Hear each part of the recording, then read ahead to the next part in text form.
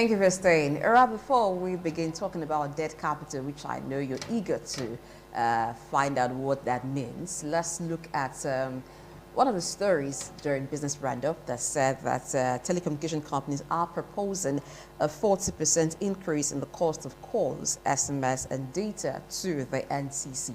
Now, at this point, it's still a proposal. Whether that proposal will be granted or approved, we don't really know. But let's look at how that would affect businesses and individuals' communication if it does happen. I have Dr. Saze Iyua, an economist, here in the studio. Welcome to the show. Good afternoon. Good it's afternoon. A pleasure being here. As always, I guess. So how was your holiday? Just like the normal one. It came, we rested. We rested. There's still inflation, so the chickens were not, we didn't get chicken as usual. Oh. There's increase in price of almost everything. Oh. So that sometimes the you celebration. have to respect yourself. Okay. Respect your pocket, you mean? Like it's bad, All right, now, the telecommunication companies, telcos, are proposing 40% increase in cost of calls, SMS, and data, because according to them, with the impact of recession and the ongoing Russia-Ukraine crisis, cost of doing business has increased by 40%. All right, now, so like I said, this is a proposal. Yeah. We don't know if it will be approved, but let's assume it's approved. Yeah. What will be the consequence for businesses and even individuals in respect to communication? Yeah, I think the last time we even talked about it that yes, the at that point they were saying they might consider making a they said they proposal. will consult with government, and if government does not meet certain proposals which they were offering, especially diesel. You know, that is the major concern. So they were asking that if government could allow them access diesel at the landing cost. Yes. Yes, and some other exchange rates waivers too, helping them get exchange rate at the official rates from CBN, like what CBN does to NNPC. Yeah, just so that they avoid the parallel or the black market rate, because most of their equipments are imported. Yes, so as small as those small IUF schools, they are all imported. So it's understandable, though many of the views that are the view that they are ripping the country, that they have made, especially the foremost communication network like MTN and that they've made enough sufficient profits already. It's time for them, which I also subscribe to. It gets to a point where you operate in a country. I know a number of countries where you operate and then you now offer services free. Yeah, either you probably are making calls, then an advert just comes in between. So that now becomes sources of revenue. But the real airtime charges either reduces very significantly or completely is eliminated after probably 10 years. Because normally accounting, it gets after 4, 3, 5 years, they calculate your payback. You are able to get your capital back. They've done more than 20 years. They've done more than 20 years. Yes, and we know how much they sold SIM at the time. So I subscribe to the fact that they are, and it seems like regulation is not. We've heard so many conspiratory comments that they are, you know, they work with some highly profiled people. So it's difficult to bring them to under control. But in also making that point, you want to also sympathize with them, because it's just like the saying that when you come to equity, you come with clean hands. Yeah, so if you want to bring them to under control and try to monitor their prices, bring in caps on their prices, then you would also be, as you should have assured yourself that you have also played your part as a government. You've made infrastructure, but they are spending, you know, Nigeria is a country that public power has now become the standby. There are times where in a whole week there's no public power. I was listening to the CMD of one of the federal universities, in fact the only federal university of teaching hospital in Benin, and he was saying that at a symposium, I was saying they spent 8,000 naira on 8,000 liters of diesel just a day on running generators. 8,000 liters times, let's even put it at the at a moderate price of 600 naira per liter for diesel. It's going to some places you get 700, 720. That's about 4.8 million just a day. And we are not talking of, that's just a hospital with few wards. We are talking of a communication network with masts at different places. In fact, in Benin, I don't think I can count how many masts they have, where they just load the mechanical generator with diesel and go for the next 2 days, you know. So then their operation headquarters. So you can imagine, I think they spend close in the region of close to billions every day on just on diesel. And if you're even talking of alternative power, because government has not opened the space for alternative power like solar and so on, there's still very high import duties on those. A solar panel goes for, you can't get a solar panel less than 60,000, just one. And if you want to power a big, you need hundreds of solar panels. In fact, your entire zinc will be covered. Multiply that. So it's difficult. It's difficult for business. That's why we've said this so many times. Nigeria is probably one of the highest cost of doing business is on the World Bank indices, about 105 in December. So in as much as we want to say the communication networks have made so much profits, at some point we should now see their social responsibility side, but they are also going through increased cost of doing business. We'll talk about power, we'll talk about insecurity, we'll talk about Forex, you know, because Forex is very high. We are not producing any of these things here. So many things to take care of with exactly in terms of doing business their revenue. So it telcos. increases their cost of doing business, increases their cost of operation, and that's very significant. So when your cost of it gets to a point where your cost of operation is so high that you have very little or no profit. The same, I always talk about ShopRite that left last year. It's from the same country as one of the communication networks from South Africa. And they said they were contributing losses to the parent company in South Africa. They had branches, and so they had to leave. So it's just this, and the major cost they alluded to was cost of power generation. Okay, so I'm thinking about this now because a lot of businesses, even sectors, depend on telcos for their operations. Banks, for instance, is one of the sectors that depend on telcos for their operations. So if this happens and then there is increase in costs of calls, SMS, and data especially, so that means that transaction costs might also increase, which makes banking very expensive. Yeah, it goes without saying. It's going to increase. There's no shortcut about it. Especially the data side of it. You know? You could vary the calls. You could do without the calls. We're almost now data reliant. You know, your calls, your WhatsApp calls, your video calls. So, but when data is touched, then it affects everybody. There's no the online businesses, the banks, whatever you are doing is data. So it just further increases the inflation that we are talking about, because inflation rose to 15.92. So if this goes through in this month, then I can assure you May data would go as much as 16 point something inflation. So it might just get back to 17%. The signs are there. The signs are very, very strong, because energy cost is also playing its role too. The header farmers crisis is playing its role too. So communications, I think it's going to, and it would affect, I don't know if it would, it's an essential service, so there's really no how you can say you now substitute it for something else. So it's going to just worsen the inflationary situation that we are facing, and it would push more people down into the poverty line also, because for you who is doing business here, you can recoup, you transfer it to the consumers, then you will start having bank rates also increasing, bank charges on your savings, you know, at a point. So at the end of the day, it's almost like you're saving, you're paying for saving. Of course. And you're paying way too much. Of course, you are. In fact, look at savings. Before, you have some banks that you even earn interest on your savings account, as much as 5-6%. But now, your savings does not, in a whole year, you probably will not get up to 0.1% on your savings. In fact, they are even deducting from charges your charges and so on. Okay, let's look at the recommendations of the umbrella body covering telcos to the NCC. They have said that the NCC should explore and provide other means of penalizing operators rather than punitive monetary sanctions. You know that particularly one telecom operator had been found wanting in this area, and they've paid hugely for that. So they're asking that there should be other means rather than punitive monetary sanctions. Also extend payment timeline for relevant regulatory levies and fees. Do you think that with this proposal, there will be some form of negotiation between the NCC and the telcos to say, okay, you don't increase your tariff, but would do some form of waiver for you?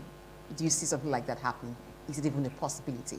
Yeah, they may have some negotiation tools which they are working with the NCC with. Probably there are some fines and penalties that have been levied on them before that they've not settled yet. So probably this could be some negotiation tool. Yeah, but in any case, I don't know. It depends on the weight, the value, or the volume, or the amount of those charges or penalties that they were having backlog with NCC that they have to settle. So it depends. If they do their cost benefits analysis and it's the cost of this increase in their cost of production, it outweighs whatever they are using as a negotiation tool, then I think they would rather opt that they pay whatever they are owing and they increase, because I think this increase is it's something that they are going to struggle to match up with. The increase in energy, it's affecting, it's not just Nigeria, it's a global crisis.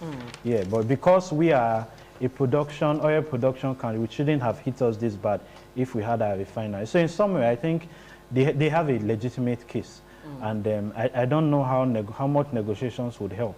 I still see prices increasing, just that it probably will not be as much as 40%. Okay, I see prices maybe it's time for us all to brace up, because between now and a very short while, we may just get feedback from the NCC as regards the proposal of the telcos. Okay, let's move now to a main discussion for today, debt capital. All right, a report says that Nigeria has about $900 billion worth of debt capital in real estate and agriculture. But before we go into the sectors in which this debt capital are in, let's understand what debt capital is. That sounds a bit strange to the layman. What's debt capital? Yeah, debt capital. It's I think it's more of an accounting term, really. When they are carrying out their accounting, they're accounting the table. They are doing their accounting, their financial statements. So I think as the name implies, debt capital that you cannot convert, or assets that cannot be converted immediately, or whether immediately or to revenue, to make revenue from. So because assets of the nature that cannot be of the convertible. assets. Yeah, that cannot be convertible for whatever reason. Because normally, like your treasury bills, it's an asset. So you can convert it, use it as collaterals. You can, so you want to go to take a loan from bank, you give the bank would ask you for whatever collateral. You don't need to have fiscal asset. It's a treasury bill certificate. Why? Because it has the security of the federal government. So you drop your treasury bill certificate, as long as it covers the amount of the loan you want to take, it's fine. So treasury bill certificates, there are some other, them buildings, as long as it's covered with a certificate of occupancy. Okay, so now you talked about buildings as long as it's covered with a certificate of occupancy. In the real estate sector, the federal government has lots of assets that are not formally recognized, so to speak. Now, why do you think that we have such huge assets, but they cannot be converted for maybe financial reasons? They cannot be used as collateral, and they're so huge in the real estate sector, not to even mention the agricultural sector. Yeah, I want to mention one particularly, which is the land. Land is a very, in fact, that's the principal. That's what the Land Use Act tried to cure. There was a time when families and communities laid claims to land, but during the Shagari regime in 1979 or 78, from 75 to 78, so he introduced the Land Use Act. So you have a system where before just one man can say his father gave him land from Okada to Ring Road. Yes, so he's the owner of the land. So you monopolize land. So that's when lands were taken from individual hands to government. So the state governor holds the land in trust for the people. So that's the biggest asset that government has.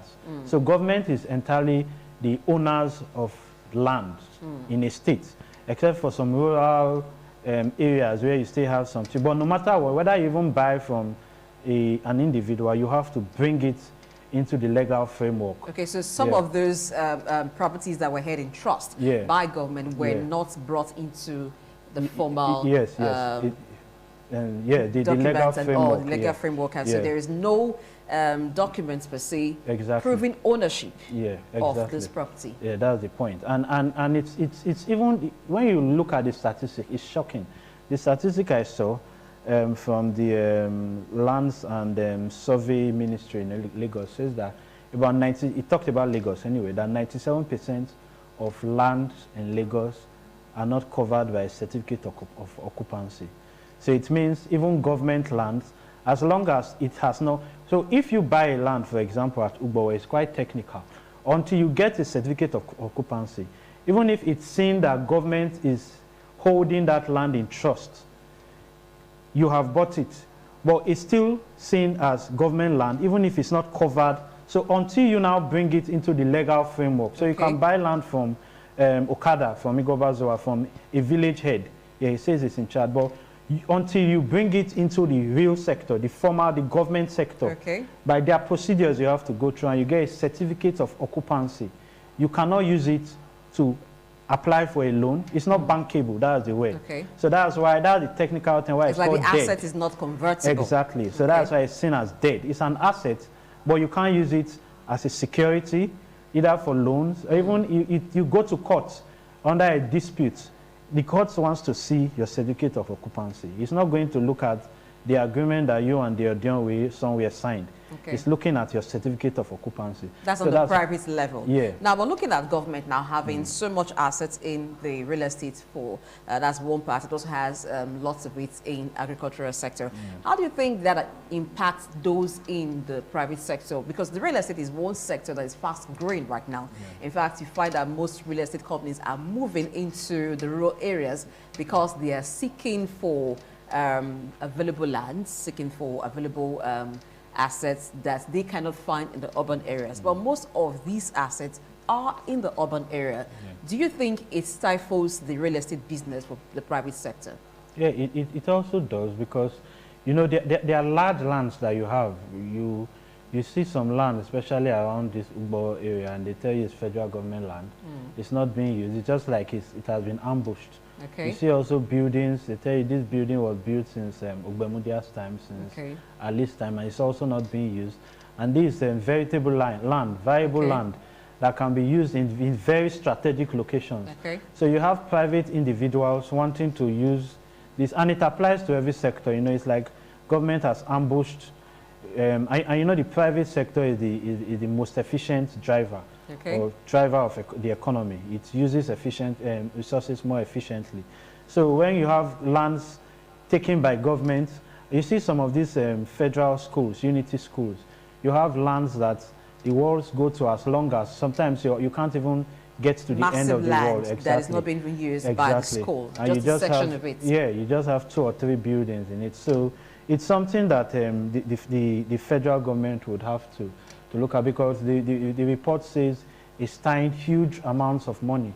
Some as much as 700 million. Some reports have been given in just the real estate, then 200 and something. You have government farms that have been labeled as government farms. Moving now to the agricultural sector. Exactly, yes. So you have those areas that have been mapped out, and it's not giving out. So I think those are the constraints that you face. And also, the fact also that I think where this dead capital also comes is the fact that you apply for certificate of occupancy, going back to that too, and it takes you so long times. So sometimes a year, 6 months, you hear people say they are still pursuing their COC. So it means that government technically is saying that there is their land. Because until you get that certificate of occupancy, you can't claim ownership of that land. And you need funds to get from the bank. As a private real estate person, you need to access funds from one of those commercial banks, and they are asking you for your COC. And without that, they won't give you that fund. So in another way too, that is also stifling the real estate people, because source of capital is the major concern of every private business enterprise. So he needs that collateral. The bank has said, bring your collateral, we'll give you. And he can't get that certificate of occupancy because of the whole gamut of process, the bottlenecks involved in getting this certificate of occupancy from government. So that technically also works to make it look like dead capital too. So the land is there, very accessible to be used as asset or collateral. But because you don't have a title, it makes it so dead. claim to it is dead. So it's not just the government that has dead capital in the real estate sector. The private sector also have dead capital because of the rigorous process it takes to acquire CO. Serious. The process is very, very rigorous. I was going through it. You have to pay to the lands and survey to check. That's what you call land information, to just give you a land information certificate of that area that you want to get. You pay, I think, officially 10,000 naira. When you pay that, they now give you the certificate. Inspection team goes to that area. It could take we are in Nigeria, so, but the official time is 5 days.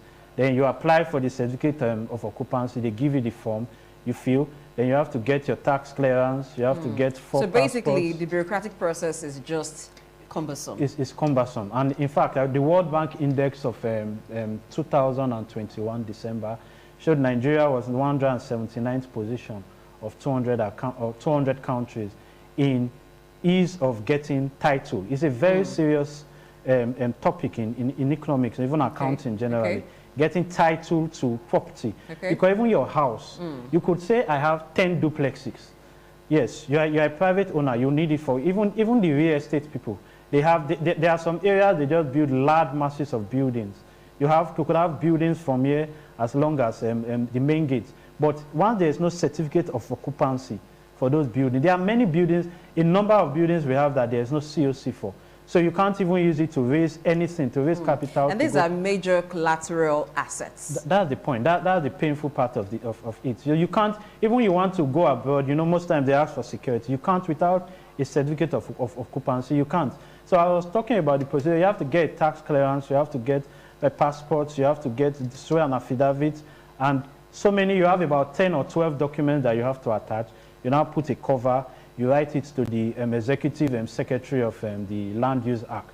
So it takes 5 days. He has to work on it, send it to the Ministry of Lands and Surveys. The Ministry of Lands and Surveys works on it, sent it to the SSA, the Senior Special Assistant of the government. It's just, you keep going from one stage to another. It's about 11 stages when the World Bank gave their report. That in New Zealand had the first on the ease of getting land title. New Zealand is just one stage and it takes 1 day. Then Nigeria takes officially about 70 days. But if we need to practicalize it, let's just start on Monday, the procedure of getting our COC. And we'll see if by 2022 you are going to finish. That's minus, you have to see people at different stages. Well, that's you saying that. It's cumbersome. Have you had that experience personally? I have. There are people, I know people who have abandoned the process halfway. So it's very difficult. They tell you it's now computerized. It's just like you do your passport, your international passport. It's computerized. So let's focus on this. So it's difficult. So that's the point, getting so that's why you have a number of dead capital in both the ones held by government and the ones that they are holding in trust, but it's with individuals and it's with even the real estates. So it means that you're a real estate person, you've built an estate somewhere in Benin, you want another estate. Of course, you need funds. So you need to use this as a collateral to get more funds for the other. More capital to invest. And that's where your certificate of occupancy comes in. So the whole rigorous process is what is led or what is termed to as dead capital. Okay, but even if individuals and businesses, private businesses, do encounter this rigorous process, but should government also be a victim of this, not being able to tap into the capital that they have? Yeah, I think that now comes down to our government's is it neglect of real governance issues. So there are so much. If you want to talk about land, I was talking on a program on Monday, and we were talking the fact that Niger State, for example, on the map has about 777.6 square meters. The land mass of Niger State, and when you look at the total exports of Nigeria, I was looking at the total exports of Netherlands. Netherlands is just half the size of Niger State, 33 point something square meters. And their exports for just last year was 120 billion.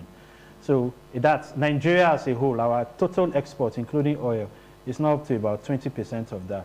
So you can imagine just Niger State, what Netherlands have the size of. So we have so much wasting resources, resources that are not being used into efficient. Are we even seeing it as resource for the private person or for private businesses? It's easier to identify a resource. For instance, if someone has land, they see that as a resource, you could either sell or use as a collateral. But on the side of government, it seems like it's property for when you have a need for it, maybe for infrastructure development. Other than that, we don't seem to see that as a resource for obtaining funds. Yes, and that's the mentality that we've had as a government, and that's why the election period is here again. We're in election year, so we should do as much as possible. Nigerians should have come to this point now where we are able to interrogate our leaders. We are not swayed by just sweet English and so on, because it speaks to a focused government. It shows that we have, oil, that's what they call the resource cost in economics, We saw oil as a free resources, so all the while we have abandoned every other viable potential for raising capital, for raising national income to just oil. If not, a country with that, we are blessed with land. You travel from Benin to Lagos, for example, both right and left, you see idle land.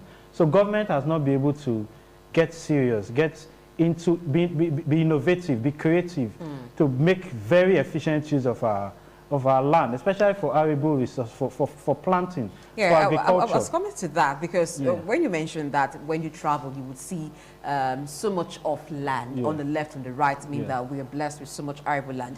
We also see that some of those lands are even forest, where you have a lot of timber, a lot of wood that are in it, but they are not tapped, owned by government, but untapped. So how do we revitalize this debt capital? Yeah, it's still with government. That's why I said. That's why we always said, leadership is the bane of Nigeria's development. It's not so much about, you see, there's a reason why. I know I'm of the opinion also that being educated necessarily does not mean that, or rather having an educated leader or president does not necessarily mean that development is assured. But there's something that education does.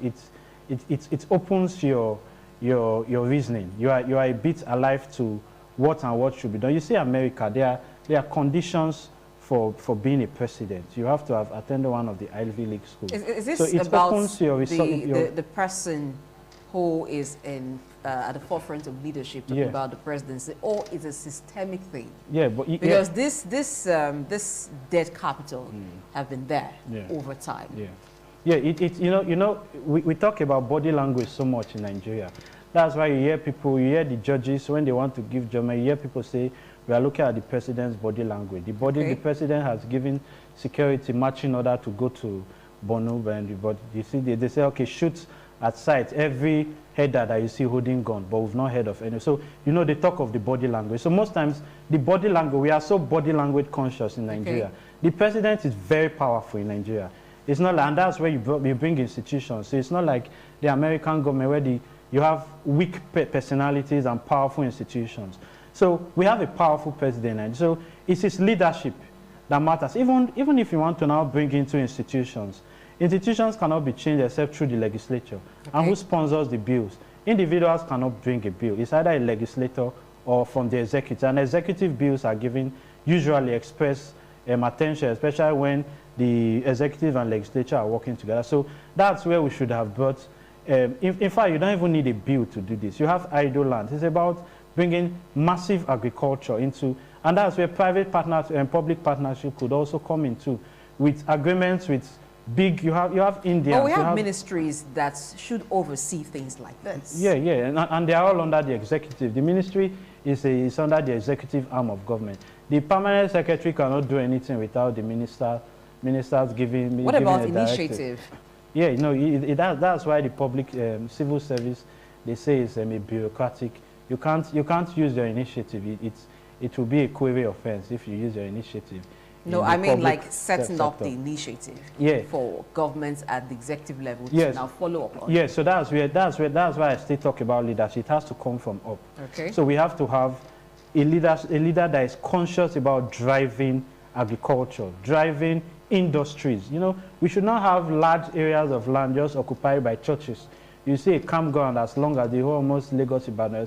We should have productive sectors, industries. But when you say lands occupied by churches, that seems to sound somehow like a religious bias. They paid for it. Yeah, they did, but it's because also they had it that they paid for it. So I'm saying that we have almost turned our lands to, it's not productive, no matter what we want to paint about it. It's a religious community, but it's not productive. Okay. It's not a productive. Countries have become developed. You mean it's not an economic productive venture? Yeah, that's what I mean, economically. Okay. Yeah, countries have become developed through industrialization. So we shouldn't have idle lands when we are very way down in terms of industrialization index. How many industries are left in? We shouldn't be importing most of the things we import when we have land. Somebody was saying that in Israel, that they have to, if you see the amount of irrigation that they have to carry out to get water. So there will be no complaint to say rain didn't fall this month, so our plants I'm telling you, in the Middle East, Israel is there, Saudi Arabia, they are all there, Lebanon. There are some times that they tell you in 8 months, rain does not fall. They go through serious irrigation. They even try to get water from leaves. They call it salinization process. But you can just throw orange seed on the ground now, and in a week you see it growing. So I think these are all wasted resources, both from government side, the lands that it has occupied and says this land is for federal government, and the ones that it has given out in trust, but because of the rigorous process, the bottleneck in getting certificate of occupancy, it has also ambushed you, because if you give me the land and you are not ready to give me the title, then it means that you have taken it out of my hands. So it's also dead capital. So it's just for all this. And then the individuals too, we are also not creative. I think I've said it so much, I've said it before here, that we are not also creative. We have private individuals, very wealthy ones. I talked about the last time, who prefer to build hotels and filling stations rather than productive. You can't export hotel services. Okay. Yeah, but you can't. How do you get forex from building a hotel here or building a filling station here? But when you carry out real production services, either an industry or just even agriculture, get proper good seedlings, get good, look at the rice that we have. We've been complaining, they've locked the borders for how many years? Our rice has still not improved. We're still having stones in our rice. The production has still not increased. We still are not able to meet the market. Why? Because it's still poor seedlings. We talk about, you can close the borders for 1 million years. If you don't do the right thing, you still have headed border, you have poor seedlings. So we should have a system where politicians, we see the firms they are buying at 100 million. Imagine bringing just 100 million in carrying out a very large acres of land. Bring good proper seedlings. Use premium fertilizers. Get stoning machines for your rice. You are not just picking stoning machines. There are procedures now that international standard. International standard, less toxic. Then, you know, the problem, when I talked about Niger State and Netherlands, it's not about the land. You can plant just 100 by 200, and the yield you get there will be more than someone who planted an acre. Why? Because good seedlings, proper. We talked about seedlings here the last time, improved seedlings, good improved seedling and premium fertilizer. So you can have just one root of cassava having as many as 20, 30 tubers. So I think that's where individuals, so we have rich politicians, we should invest in productive ventures. Their lands, get all these machines I talked about, stoning machines, harvesters, tractors, and let's carry out agriculture, let's carry out productive ventures on a large scale. But as I said, we rather prefer, the big men rather prefer to keep their accounts in Swiss account or filling stations, hotel. That does not bring, we are complaining of foreign exchange. We don't have, the dollar is increasing every day. Why? Because our demand is higher than our supply. We are not earning enough. So why do we have lands, dead capital? Why do we have lands, buildings that are wasting? You have big government, you go to some places, even Sapele, you see big buildings that were built by government. Projects. Abandoned. Okay. In fact, you don't, there was one time IC was there for, so let's not call it, but I think there are so many assets of government that can be converted, exactly.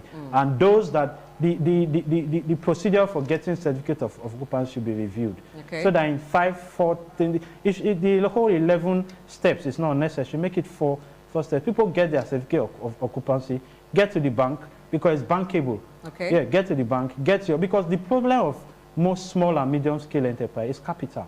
We talk about power, that's out of our hands. But the one that is within their hands is source of capital. Okay. There's no, they are not able to access capital. They go to the banks and they are there for collateral. Some of them have inherited lands that their father gave them in the village, land, experts of land. But they bring their agreement, the deed of agreement, and one barrister did for them. It's not approved by the bank. The bank says they can't. So that capital becomes dead deed of agreement, exactly. So because when you are bringing that deed of agreement, if I am smart enough, I go to that same land that you have a barrister's deed of agreement, and I follow through the process and I get a certificate of occupancy on that your land that you are claiming, and I go to court, the court will rule that case in my favor, because I was the one who brought a certificate of occupancy, which is the only title that government recognizes. Okay. So the barrister that did the deed of agreement for it cannot stand. So I think government should review the process. It only helps to drive growth, because what's economic growth? Economic growth is a measure of productive activities in the economy, production of goods and services. So it's only when you have source of capital, you invest. Even when you invest, you need to expand. It's also capital. Okay. So that's like the basic thing for any business, having source of capital. Yeah. All right, now let's look at the process of revitalization again on the side of government. Now, for some of the properties that government has left to just be there, maybe abandoned, but basically they're untapped. So if government were to go back now to try to revitalize some of this property, do you see a situation where there'll be problems between government and maybe some persons who may have even been making use of these properties since they were just left there? Yeah, we have had reports of that where people have started encroaching in government lands. Even I remember when the governor visited this technical school at Technical Junction, and he complained about the fact that individuals have started building houses on government land. So that's going to be a long process, especially if you had some of those individuals who, though that was also on the area of debates, because they came out and said they bought the land from some heads of government parastatals. So someone who is the head of NAPTEP, for example, there's a large land, and they tell you that the DG sold the land to us, and he has he may not have certificate of occupancy, but he has an agreement, a deed of agreement. So what do you do? So it's government. It now becomes a case of litigation. You know, so government might have to now start paying compensations and so on. But our government could also say, yes, no, it was illegally gotten, then they revoke it. The governor has the right to revoke properties, yes, and they revoke it, and the individual has to go to wherever. But the point is, government does not even have need of those lands yet. There are no, the lands that they've had, they've not used it for. But in securing capital, wouldn't that come helpful? Because the report further says that 93 million Nigerians will be lifted out of poverty if the $900 billion worth of debt capital that Nigeria has, that the government has in real estate and in the agricultural sector is revitalized. Yeah, that is the ideal. You know, in Nigeria especially, we have the ideal and the real, the practical. So ideal is just like say yes. So ideal if that amount of debt capital is resuscitated, that government brings back. You have, so for example, Bende Brewery. You have Edo line. These were these were areas that were productive at some point. But you go to those places now, they are a shadow of themselves. So that's debt capital as well. Exactly, that's what it is. So that's the point that is trying to make. That if we can, there was this pineapple factory at Yam also that was also constructed. There was this fruit juice plant also that was also constructed by this same agricultural value chain. Exactly. So these were areas that were employing people in Edo State. So that's what the report is saying. So if those areas are revitalized, employment will begin in those areas. And so when you've been able to take, even if you've been able to take a minimum of maybe 1 million people out of employment, what you have done is that you have taken them away from the poverty line, below the poverty line. So that's what the report is talking about. Then it also, I think the report also has talking about the fact that if those debt capital in form of certificate of occupancy can be gotten, people use it to access bank loans. You now set up a business for yourself. So instead of sitting at home, you're able to use your father's inherited land to the process of getting certificate, COC has been with you. You go and get a loan instead of it just idling there, because probably in the village where somebody will be pricing an acre for probably 500,000 because, but if you have it, the bank will value it, and you get, even if it's, some people just need as little as 100,000 to start a business. A vulcanizing business, for example, there are people who have built houses on vulcanizing business. I know a lot.